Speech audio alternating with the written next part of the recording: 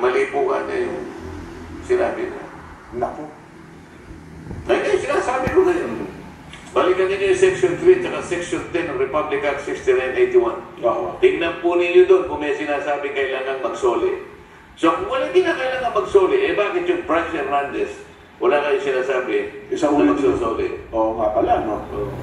Isa rin sa may pinakamalaking... Ang nangyayari ngayon, sa nakikita ko, yung aming Pangulo ng Senado, mas gusto niyang proteksyonan ng mga congressmen kaysa sa mga senador. Kaya nung binanggit ni Bryce Hernandez ang Senator Jinggoy at Senator Joel, ayun. Tinutracktahan si Hernandez. Si Hernandez ang naka-protection ngayon. O sinabi ko, teka muna, bakit ka ako nasa krami? O di nagtalo-talo kami. Ay siguro, alam nila, hindi nila mapangangatwiran. Bumaba siya. Kaya ako lang naman ginawa yun. Sabi niya, mamaya kapag tayo nanghiran, hindi rin na tayo pahiran eh. Ano ba itong hiranan ba ito? Oo, yun nga po ito. Yung hiran lumabas to sa iyong pagpupunaw sa pero sinabi ko sa kanya, ano ngayon kung hindi tayo pahiran eh. May marami naman tayong sarili. Iyon pa na yung katwiran niya. Kaya niya daw ginawa yun sapagkat baka sakaling manghiram din ang Senado. Kung ako lang kawad, di ako nanghiram. Bakit hindi mo ako kinonsultan? Bakit kita mo konsultahin? Ako ang Senate President. Yun po ang kanyang katwiran eh. Ako pa yung chairman eh. That time, wapo. Nung i-commit mo siya sa Quezon City, sa Krame, hindi napalitan ka na nun eh. Hindi nga ako. Tingnan mo ba ako itong account ng news? 250. Nung maalis ako ng chairman, 524. Yun pa yung ano. Palagi mo ka niya, ako ang chairman eh. Hindi mo binasa yung Section 6 ng ating tuntunin. Basahin mo. Ang nakalagay doon, sir. The committee alone. Ako lang. Bilang kayo chairman ng committee.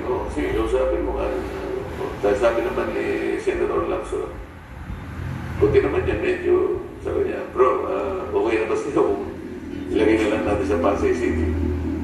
Tayo naman, hindi naman tayo pala. Kaya natin nakikipagtalo pala. Pares na naman. Gusto ko lang, maalis siya sa Krami. Sa pangat Quezon City yun. Ang Senate Pasay City. Sige ako kayo sa Pasay. Para lang makita nila tayo reasonable tao. Ano mangyayari ito, sir, kung wala na yung commitment eh, nabibigyan ng nasa sa kanila yun. Ang ibig sabihin ang batas ay batas. Ang ibig sabihin dito. Nag-apply sila. Ako naman, gumawa na ako ng sulat. Pag may nangyari doon sa pamilya nun, sa kamay nila. Paano kung bumawi? Kasi yung mga sinasabi na, wala dami na yung pinagkit na pangalan eh. Pero sabihin nga, hindi po totoo lahat ng sinabi ko. Kasi wala protection eh. Kaya nga, pinoproteksyon na niya nga. Imbes na tawagin niya yung 17 na inano doon, bakit hindi niya tawagin? Napanggit ang pangalan ni Speaker Romualdez sa magitan ng ibang tao ron na palagi daw sinasabi ng isang congressman doon. Dalawang beses niyang binagit. Palagi mong binabanggit ang pangalan. Hindi niya nakausap talaga yung dalawang pangalan na binabanggit. Ngunit palagi kong binabanggit ang pangalan ito at pangalan ito. Meron pa siyang tinawag doon na sinabi pa nila, sige, papuntahin dito para mag-testify din itong mga 17 ito para matanong din natin.